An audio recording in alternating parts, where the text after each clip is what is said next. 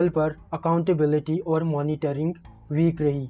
सोचो हम लोग कितना टैक्स देते हैं, कितना टाइम, कितना पैसा खर्च होता है, लेकिन सफाई सिस्टम फिर भी बेहतर नहीं होता।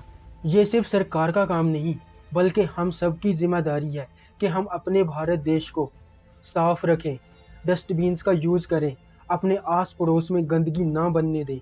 मुझे एक बात बताओ, हमारे देश में गंदगी कौन बना रहा है? हम ही लोग बना रहे हैं ना। कोई दूसरे देश से लोग आके गंदगी तो नहीं बना रहे ना। देख लेना यार, कितने सारे इंडियंस हम यूं ही कचरा सड़क पे फेंक लेते हैं, गलियों में फेंक लेते हैं। कोई फॉरेनर्स आता है हमारे देश में, वो अपना कचरा बैग में रखता है और जहाँ उसे डस्टबिन मिलता है वहाँ फेंक लेता है। हम लोगों में आखिर ये सेंस कब आएगी? कब हमें अपने देश से सच में सच्चा वाला प्यार होगा? ये सब हम लोग बकवास करते हैं। हमें अपने देश से प्यार है। अगर हमें अपने देश से प्यार है ना, तो हम अपने देश को साफ रखेंगे। अगर कोई हमारे देश को गंदा करता है ना, उसको सबक सिखाएंगे, उसको या समझाएंगे प्यार से, यार ये हमारा देश है, हमें इस देश को साफ करना है, साफ रखना है।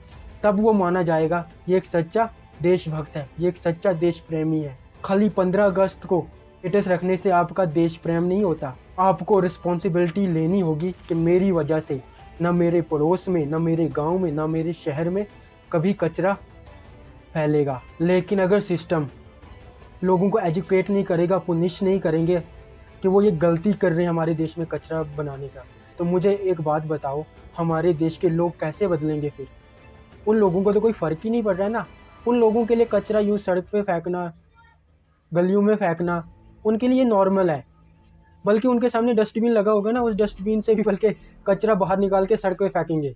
उनको वही चीज़, उनको कचरा सड़क पे दिखता है ना, उनको तब जाके वो सड़क खूबसूरत लगती है।